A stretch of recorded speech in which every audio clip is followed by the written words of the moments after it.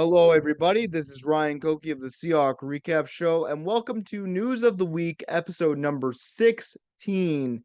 And how are we feeling after week 11?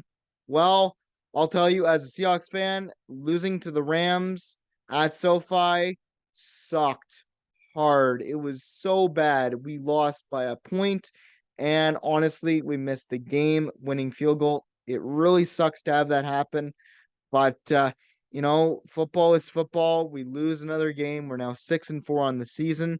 So I'm not really feeling that great. But, anyways, let's get into the episode. And in this episode, I called it Changing Tactics because there's a lot of late season movement, like in terms of a coordinator getting fired and a QB change for the New York Jets that we'll get into later on in this episode. Like always, we start off with the Week 11 recap. Let's start off with the Week 11 buys. The Falcons had a bye at 4-6. The Colts had a bye at 5-5. The Patriots had a bye at 2-8. The Saints had a bye at 5-4. Ravens versus Bengals game 34-20. Ravens win it on Thursday Night Football. 8-3 now on the season, and they just keep getting stronger, it looks like. But they're in a heck of a division. Just insane to see the Ravens doing this well. For the Bengals, you had someone injured in this game, and it was Joe Burrow. We will get into his injury a little bit later on in the show, but I hope you guys can bounce back. I really do in week 12. I don't know who your QB is going to be. I think it's Jim Browning, but after that massive loss, hopefully you guys can bounce back in week 12. We will see. Next up, we have another AFC North matchup. This time it is the Browns versus the Steelers, a 13-10 victory for the Browns. And the name of the game in this game was there was no offense to be had. The defenses just kept devouring these offenses on both sides. But the Browns come up with the win, 7-3 now on the year.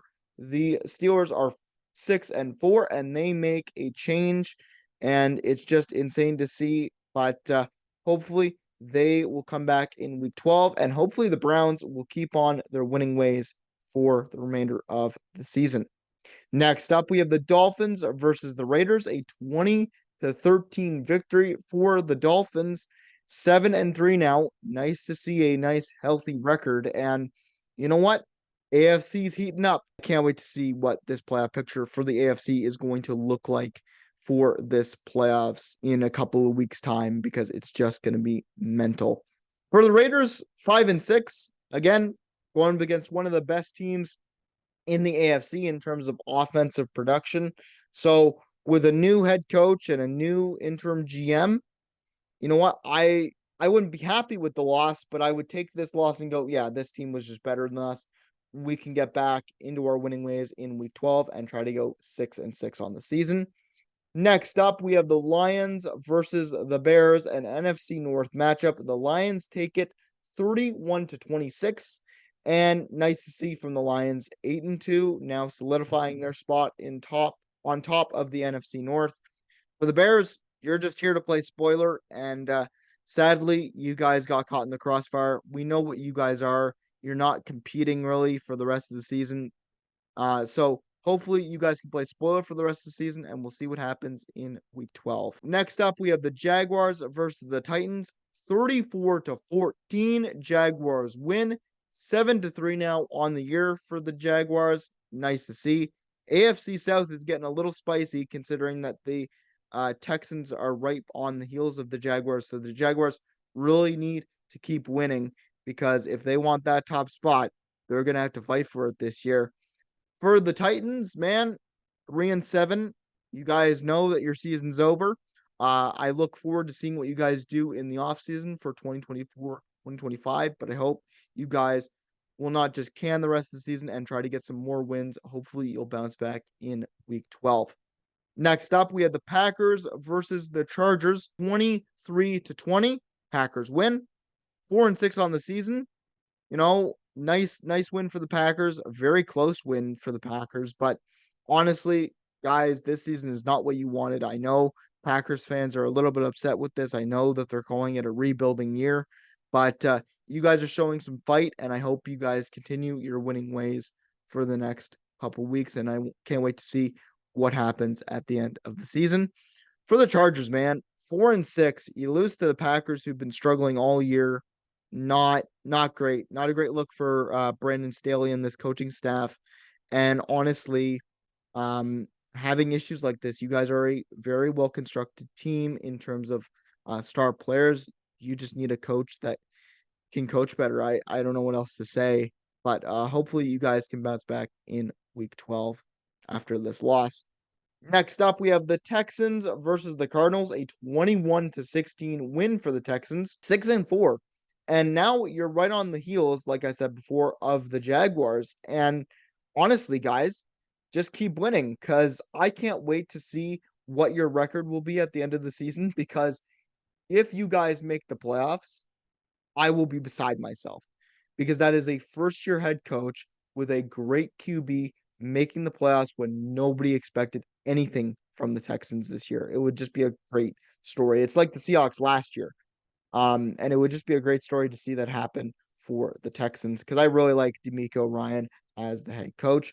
For the Cardinals, you guys at least keep it competitive, man. Even though you're losing, you guys just still try to keep it as competitive as possible. So I gotta commend you for that. And I can't wait to see what you guys are gonna do in the offseason. And you honestly could have won this game, to be completely honest, if you had more talent on both sides of the ball. But that's what happens in a rebuild.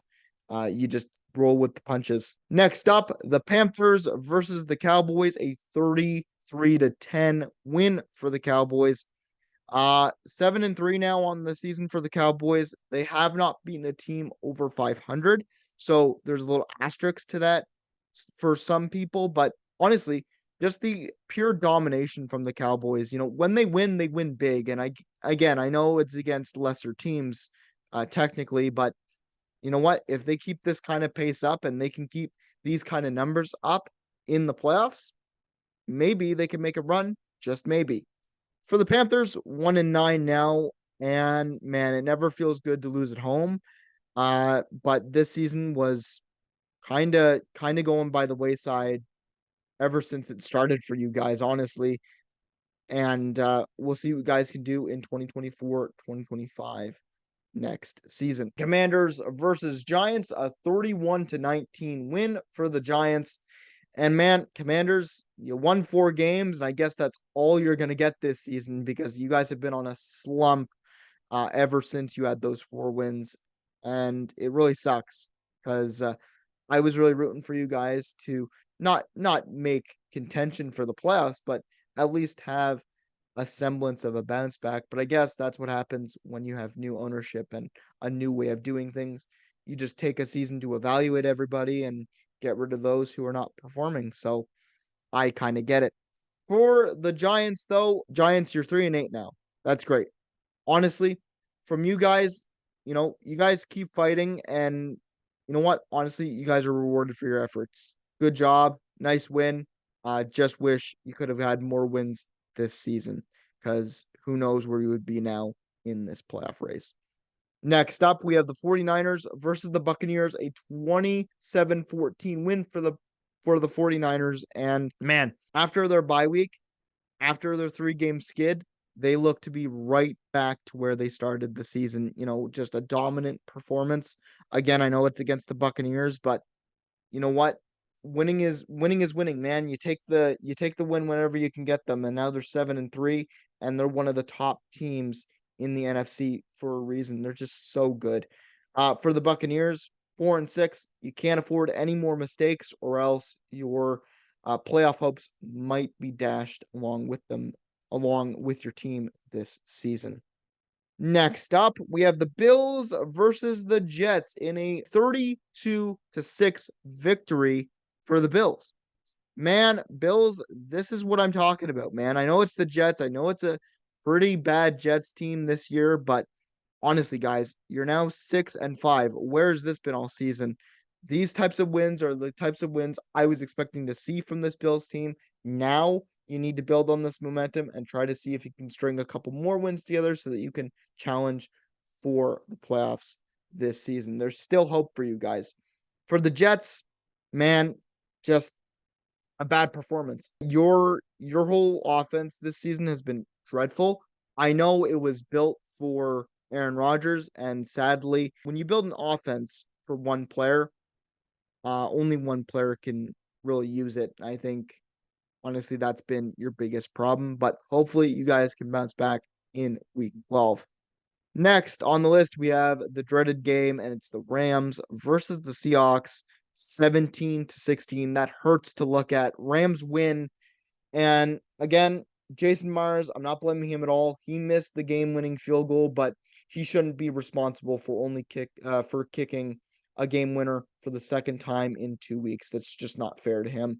I blame the offense for this. But if you would like to see my full reaction to that game, I would highly recommend you go onto the Seahawks recap game playlist on my channel, and you will see it there in the week 11 time slot. Next up, we have the Broncos versus the Vikings, a 21-20 victory for the Broncos. And man, so close, Broncos. Like you guys are mental. 5-5 now on a 5-game win streak. Just insane to see. And Sean Payton, man, your comments at the beginning of the season of you being a playoff team could happen. You just need to keep winning now. And now you're finally starting to see the offense and defense of the Broncos start meshing together. Let's see if this continues. Good for the Broncos. But for the Vikings, again, just a close game. Write this off as, oh, it was really close. We could have won that. A couple of things go our way. We could have won that. But let's hope you bounce back in week 12 because I still think you're a relatively good team with Josh Dobbs. Next, we have the Chiefs versus the Eagles on Monday Night Football, 21-17. Eagles win it. And now they're 9-1. They're a top contender in the NFC. They're the best team out there in terms of record in the NFC. So that's insane to see. And nice win. For the Chiefs, now 7-3. And the reason why you lost this game was due to the receiver drops. You have dropped 28 balls the Kansas City Chiefs have in their receivers. They're like, it's 28 receiver drops for Kansas City. I don't know how you get out of this funk. I don't know what you do, but I hope you guys bounce back in week 12. Next up, we have the week 11 IR report, and Joe Burrow is first up on this list, November 17th, placed on IR with a wrist injury. And man, he just can't catch a break. This season, he had a calf injury, and now he's got a wrist injury that will need surgery and will end his season effective immediately.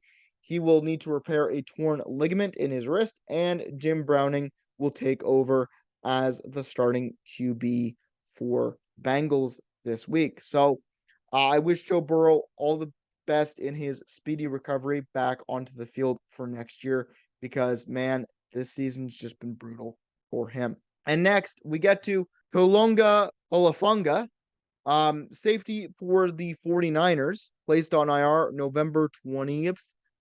And he tore his ACL. He's out for the season, and man, it's another ACL injury. What else is new? This has been the year for ACL and Achilles injuries. This just really sucks. Non-contact injuries always suck. I've said this multiple times now. And I wish him all the best in his recovery. Joey Bosa is placed on IR November 21st, sprained foot. He will miss the next 4 games, according to head coach Brandon Staley, and that's just not good. Considering that you guys couldn't win with a fully healthy defense, and now one of your best pass rushers is out, that might be the turning point in your season. I don't think you'll be able to come back from this. And I wish you all the best, Joey Bosa, in your recovery, and hope you only miss the 4 games required. Next on the list, we have Jarek Reed, the second safety, November 21st, placed on IR, torn ACL for the Seahawks. And this really sucks because he's out for the season. Before the injury, Reed was third in the entire NFL in special teams tackles. This guy is a rookie, and you know what I don't like when rookies get injured because they're just trying to find themselves. And he was doing so well on special teams, man. This is such a huge loss. I hate this. I wish him all the best in his speedy recovery from this torn ACL, and I hope the special teams unit does not take a massive hit from this loss. Next up, we have the Michael Thomas injury, and it seems like for the past 3 seasons at least, he's been injured a lot. Michael Thomas placed on IR November 22nd with a knee injury, will miss the next 4 games. Thomas has played just 10 of the possible 40 games over the previous 3 seasons. That's insane. Considering that Michael Thomas was considered one of the best receivers in the league not just 4 years ago. Like he was one of the best receivers 4 years ago considered in the league. And now in the past 3 seasons, he's just been hit with the injury bug too much, and it just really sucks to see because I really like Michael Thomas as a player. Wide receiver Marquez Callaway is signed to the Saints practice squad as a result of this injury. I hope Michael Thomas comes back from his knee injury in the next 4 games and is ready to continue playing for the rest of the season. Let's get in to something I really wanted to talk about, and it's the Steelers making a change at offensive coordinator. And they haven't made a coaching change, the Steelers, since 1941. That is mental to just hear out loud. It's insane. It really is. And stats to consider. The reason why Matt Canada was fired, the Steelers offense ranks 28th as of recording in points per game, 16.6. 28th in yards per game with 280.1, and 31st in passing yards per game with 170 this season. They have been outgained in every game they've played, and they still have a 6-4 record. That's insane. Matt Canada is now fired from the Pittsburgh Steelers, and honestly, it took them long enough. And that might sound a little harsh, but for Pittsburgh Steelers fans, Christmas has come early. They've been asking for Matt Canada to be fired for I don't even know how long now. I'm going to say at least the past 3 seasons, maybe even longer than that, because Matt Canada had shown that he's just not that good of an offensive coordinator, and the stats back it up. Mike Tomlin just said he wants to see some points, and that's why Matt Canada was relieved of his duties. Well, I believe that they're going to see points now with Matt Canada fired. I think, honestly, just seeing those kind of stats just shows you that it's just insane that they're 6-4 right now. He just wasn't good enough, and the stats really showed that. This Pittsburgh team is 6-4 because of their defense. I just hope that with the star players that they have on offense, Najee Harris comes to mind, George Pickens, and Kenny Pickett. Yes, I said Kenny Pickett will now finally be free and will show us why they are actually good players. Because honestly, I think they really are. I think not many people think Kenny Pickett's good. I honestly think it's down to the scheme. And if whoever becomes their OC is going to allow Kenny Pickett to throw the ball accurately, is going to give him a game plan to succeed, I want to see how good Kenny Pickett is. And I want to see with a better game plan if he's actually a QB of the future that the Steelers can rely on. Next on the list, we have Zach Wilson getting benched. And this is honestly just insane to me, but I understand why. Zach Wilson shared his thoughts on getting benched. I don't think I was scapegoated. Absolutely not. My job as QB is to help my team score points. I can sit here and say I've had a bunch of growth and tremendous whatever this year, but if you're not scoring touchdowns, it doesn't matter. And that is a very good statement. I know people are going to say, oh, well, what is he supposed to say? But that kind of realization of, well, yeah, I could say I've been doing really well and I could blame other factors, but if I'm not here as a quarterback, scoring points, it doesn't matter. It doesn't matter if I've had a good season. It matters if the team is winning, and I'm part of this team, and that's my job. That is complete and utter self-awareness from Zach Wilson, and that shows the growth that he has had. Because last season he didn't take responsibility for any of the offensive woes that the Jets had last year, and they brought in Aaron Rodgers because they wanted Aaron Rodgers to mentor Zach Wilson.